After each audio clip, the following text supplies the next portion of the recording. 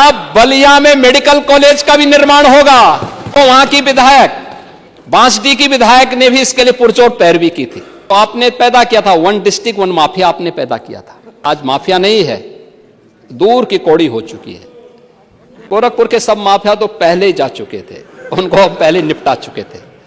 बाकी जो बच्चे खुचे थे उन सबको हम लोगों ने उनकी गति को पहुंचा दिया है। और मुझे बताते हुए प्रसन्नता है कि इस बजट में हमने बलिया में और बलरामपुर में मेडिकल कॉलेज के लिए व्यवस्था का प्रावधान किया है। बलिया में भी मेडिकल कॉलेज बने। आप लोग तो बलिया को ही यूपी से अलग कर दिए थे और भेदभाव कर रहे थे, लगातार सारी चीजों से उपेक्षित करते थे। अरे आप लोग करते थे, आप तो जेपी के गांव को ही भूल गए थे। कनेक्टिविटी हमने दी। पता नहीं परिवहन मंत्री यहां है कि नहीं है, लेकिन परिवहन मंत्री गाड़ी वहां चलाए, ये पता नहीं बोलते नहीं। उस दिन हमेशा एक प्रश्न का जवाब एक ही, यानी अलग अलग सदस्य अलग अलग प्रश्न पूछ रहे थे लेकिन एक ही जवाब दे रहे थे। इनको बोलना चाहिए था, आप लोगों का जवाब देना चाहिए था कि जेपी के गांव को पहली बार बस सेवा से जोड़ने का काम इस सरकार ने किया है। जेपी ने, जयप्रकाश जी ने 1977 में उस समय की प्रदेश सरकार को लिखा था कि मेरे गांव में एक प्राथमिक स्वास्थ्य के एक स्वास्थ्य केंद्र है, अगर हो सके, उनकी पत्नी तब तक दिवंगत हो चुकी थी, तो उनके नाम पर उसको रख दिया जाए। आप लोग कभी नहीं किए और मुझे प्रसन्नता है हमने किया है, हमारी सरकार ने किया है। आप लोग ऐसे ही, आप लोग देखिए महापुरुषों के नाम को ऐसे ही बुलवाते हैं। आप लोग तो जेपी को भूल गए, लोहिया को भूल गए, सबको भूल गए। लेकिन आप जेपी के मूर्ति पर माला भी पहनाने समाजवादियों को नहीं जाने देते हैं। बनाया हुआ समाजवादियों का है, आपने देखा होगा। तो बिना किसी औपचारिकता के सरकारी पैसे को लूट की छूट तो नहीं दी जा सकती। आप जेपी के नाम पे होटल तो नहीं बना सकते, जेपी के नाम पे कन्वेंशन सेंटर बनना चाहिए, जेपी के नाम पर कुछ लोक कल्याण के कार्य होने चाहिए। आप अपने स्वयं के फिजूल खर्ची के लिए जेपी के नाम का दुरुपयोग कर रहे हैं, यह नहीं हो सकता है। जेपी एक महापुरुष थे, उन्होंने लोकतंत्र को बचाया था, उनके नेतृत्व में पूरी लड़ाई लड़ी गई। लेकिन जेपी के नाम का दुरुपयोग करके आप लोग जनता के आंखों में धूल झोंकने का काम नहीं कर सकते, और उनको हमने दे दिया है। बलरामपुर में भी मेडिकल कॉलेज सरदार अटल जी के नाम पर हम लोग बनाने जा रहे हैं। अटल जी की पहली प्राथमिक, यानी जब उन्होंने राजनीति में प्रवेश किया था, पहला चुनाव बलरामपुर से लड़ा था। और बलरामपुर में भी हम लोगों ने, आपके जनपद में भी हम मेडिकल कॉलेज दे चुके हैं और मेडिकल कॉलेज वहां बना चुके। एमबीबीएस की सीट 11,800 सीट्स थी, वर्तमान में 11,800 सीट्स हैं। पीजी की 3,971 सीट है और 25-26 में हमें यूजी और पीजी में हम लोगों ने अतिरिक्त सीट्स जोड़ने की घोषणा की है, जिसके लिए हम लोग पूरे उसके साथ काम कर रहे हैं। और इन सब के लिए भी हम लोगों ने 2,066 करोड़ रुपए की व्यवस्था का प्रावधान बजट में किया है। महोदय, कानून व्यवस्था के बारे में यहां पे हमारे नेता प्रतिपक्ष उपदेश दे रहे थे और मैं देख करके भौचक था। वो पता नहीं कहां से आंकड़े लेकर के आ गए। मेरा आंकड़ा नहीं, ये मैं आंकड़े जो दे रहा हूं, ये वे आंकड़े हैं जो ऑथेंटिक हैं। देखिए, आज आपने जो कहा, हाँ, मैं उसी पे आ रहा हूं। मैं 22 के नहीं, मैं 24 तक आपके पास आ रहा हूं। मैं आऊंगा, मैं 22 के ही आंकड़े पे भी आता हूं, 24 के आंकड़े पे भी आता हूं। देखिए, एक तो परसेप्शन 2017 के पहले क्या था। पांडे जी,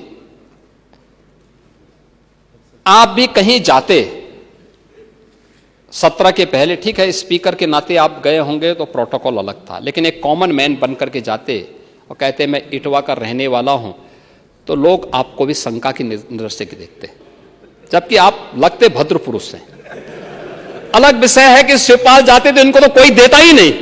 17 के पहले मंत्री थे तब उनको मिल जाता था, अन्यथा वैसे जाते तो इनको कोई देता नहीं।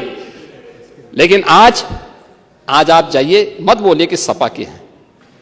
हो सकता है सपा के नाम पे लोगों में एलर्जी हो, लेकिन अगर आप बोलेंगे उत्तर प्रदेश के हैं, और मैं दावे के साथ कहता हूं कि भारत के अंदर और दुनिया के अंदर कोई देश और कोई प्रदेश ऐसा नहीं होगा जहां पे लोग बड़े सम्मान की निगाहों से आपको न देखें। ये परिवर्तन हुआ है।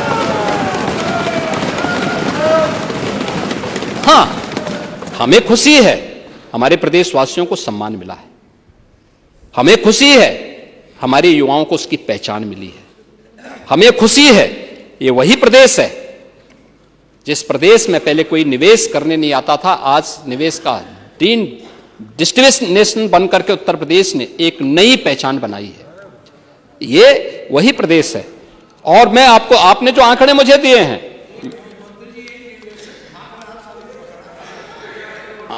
नहीं, मैं कह रहा हूं भाई, एमओयू कोई भी कर सकता है, लेकिन उसका एमओयू जमीन पे नहीं आया, उसको सरकार ने सम्मान नहीं दिया।